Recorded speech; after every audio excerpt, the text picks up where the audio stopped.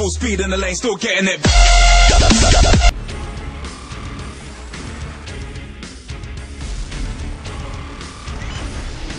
So some of the core tenets that we were working with Black Ops 2 is we really wanted to push the boundaries in pretty much every front that we could on Call of Duty. So whether it was the campaign or the multiplayer or the zombies mode, we wanted to bring new experiences and new gameplay to Call of Duty players. So the story in Black Ops 2 is a direct sequel to Black Ops 1, which means that the characters that you played in Black Ops 1, Mason, and you played with Woods and your CIA handler Hudson, they're coming back in Black Ops 2.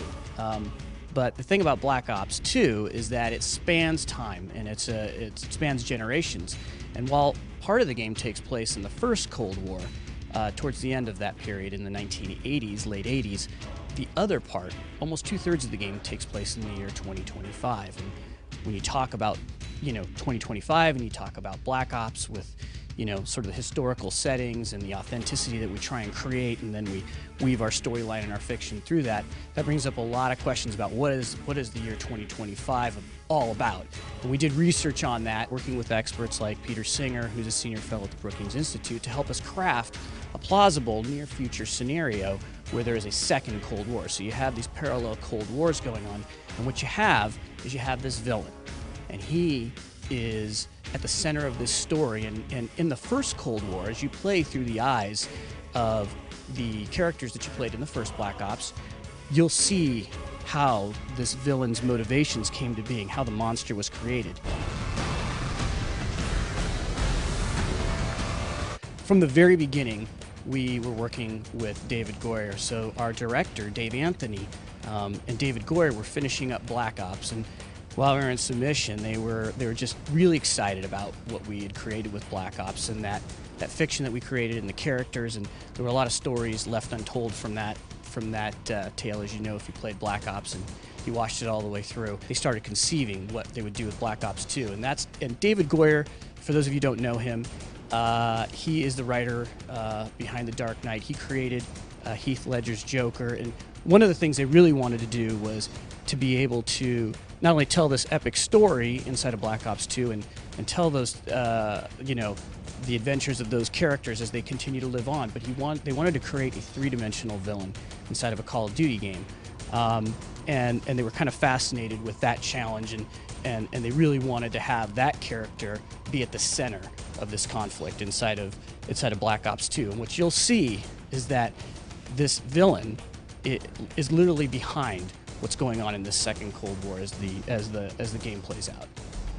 What happens when the enemy steals the keys? So for the very first time inside of a Call of Duty game, we wanted to introduce branching story paths. It plays out on multiple levels in the game. So as you're playing through, some of the choices that you make will have an impact, and it'll be done Call of Duty style, right? You'll be in the middle of it, and it'll be intense, and we're not going to pop up an A or B choice for you on the screen. You're going to have to make a choice right there, and depending upon what choices you make, it could have serious implications on the storyline. It could have serious implications on the hero, on your squad mates.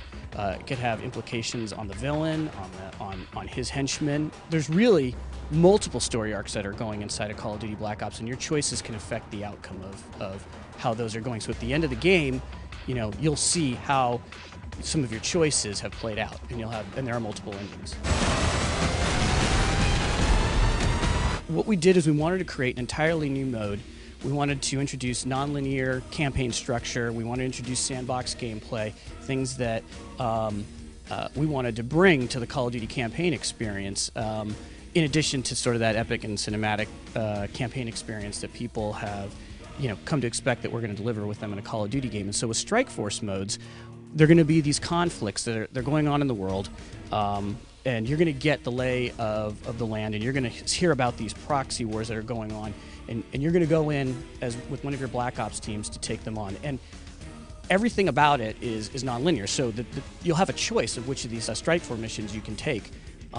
As you choose them, you can either succeed or you can fail, and the story will progress from there. Now, of course, if you want to go back and replay it, if you failed and you want to succeed, you can do that as well, of course. And if you want to go back and play some of the other ones, you can do that as well. But the campaign itself, the story will just progress as if you were playing another story mission, right? So it's part of that overall story. Now, on pretty much every level, it's different. So the gameplay is also different. I mentioned that it's sandbox gameplay. So when you get dropped in with your squad, you're going to be dropped in with the tools and the toys of the future, right? So all the drones. So you'll have quads that you can fly. You'll have automated sentry drones on the ground. You'll have our cognitive land assault weapon, which is sort of a quadped sort of giant tank with some heavy caliber machinery on it. And you'll be able to take over any of those and play any of those at any time while you're playing a Strike Force level. You'll be able to move between different squad members. You'll be able to play the general on the battlefield. You can play from a tactical position. You can play the whole level from a tactical position. You can play it if you just like playing Call of Duty with the gun in your hand. You don't want to do any of the flying or the driving or the tactical. You can do that too. You can play it any way you want, and it'll play out differently. You can take on the objectives in whatever order you want on those levels. So it's sort of a it's a great way for people to experience the campaign in an entirely different way than they've ever had with Call of Duty. We want to blow you guys away each and every time we make one of these games. But we also want to introduce some of these non-linear components and new campaign structure and introduce new gameplay in a way that may or may not make sense inside of sort of a more scripted cinematic experience. And so within the fiction, there's clearly this Cold War that's going on, this second Cold War in the future, and it makes sense that there'll be other things that'll be going on in the world, other hotspots where the black operations are going. And these are those missions that you get to play. And of course, as you're playing those will have an impact on the overarching Cold War, much like you would expect a conflict would. So it fits in nicely, but it also allows us the flexibility to be able to introduce all kinds of new gameplay and new gameplay structures to Call of Duty. They'll always need men like us, those who are willing to do what others cannot.